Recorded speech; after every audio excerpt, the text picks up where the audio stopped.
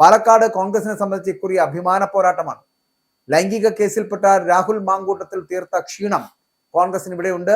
രാഹുലിനെ ഇക്കുറി വീണ്ടും മത്സരിപ്പിക്കുവാനുള്ള സാധ്യത എന്ന് പറയപ്പെടുന്നത് ഇല്ല എന്നുള്ളതാണ്. രാഹുൽ മത്സരിക്കുന്നത് പാർട്ടിക്ക് വലിയ തിരിച്ചടി സമ്മാനിക്കുമെന്നാണ് ഒരു വിഭാഗം നൽകുന്ന മുന്നറിയിപ്പ് എന്ന് പറയപ്പെടുന്നത്. മണ്ഡലം നിലനിർത്താൻ ഷാഫി പറമ്പിലിനെ വീണ്ടും മത്സരിപ്പിക്കുവാൻ കോൺഗ്രസ് തയ്യാറാകുമോ എന്നതാണ് ഉയരുന്ന വലിയ ചർച്ച എന്ന് പറയപ്പെടുന്നത്. എന്തായാലും സ്ഥാനാർത്ഥിത്വം സംബന്ധിച്ചുകൊണ്ട് നേതൃത്വം ഇതുവരെ മനസ്സ് തുറന്നിട്ടില്ല. പക്ഷേ അവിടെ കോൺഗ്രസിന്റെ ഒരു സ്ഥാനാർത്ഥി വരികയാണ് എന്നുണ്ടെങ്കിൽ അത് രാഹുൽ മാങ്കൂട്ടത്തിലല്ല, പകരം ഷാഫി പറമ്പിലാണ് വരുന്നതെങ്കിൽ വലിയ മത്സരം ഉണ്ടാകും. ചിലപ്പോൾ ഷാഫി പറമ്പിൽ അവിടെ വിജയിച്ചു വരുവാനും കഴിയും. പക്ഷേ ഷാഫി പറമ്പിൽ അല്ല, പകരം മറ്റൊരു നേതാവാണ് അവിടെ എത്തുന്നതെങ്കിൽ, അതായത് ഇപ്പോൾ പല നേതാക്കന്മാരുമുണ്ട്, ദിനേശ് അടക്കമുള്ള പല നേതാക്കന്മാരും കോൺഗ്രസിന്റെ യൂത്ത് കോൺഗ്രസ് നേതാക്കളുണ്ട്, അവരൊക്കെ ആയിരിക്കും ഇതിനകത്തേക്ക് വരുന്നത് എങ്കിൽ കൂടിയും ആ ഒരു സാധ്യത അവർക്ക് വലിയ തട്ടുകേടുണ്ടാക്കും എന്നുള്ള കാര്യത്തിൽ സംശയമില്ല. പാലക്കാട് കോൺഗ്രസിന് നഷ്ടപ്പെടുകയും ചെയ്യും.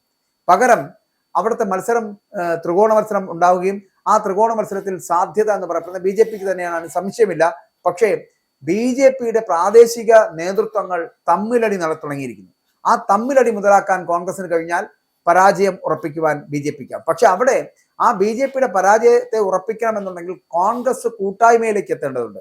ആ കൂട്ടായ്മ ഇല്ലാത്തടത്തോളം കാലം രാഹുൽ മാങ്കൂട്ടത്തിൽ വിഷയം വലിയ ചർച്ചയാകുമെന്നുള്ളതും രാഹുൽ മാങ്കൂട്ടം വലിയ ഫാക്ടറാണ് എന്നുള്ളതും ഒരു ഘടകമാണ്.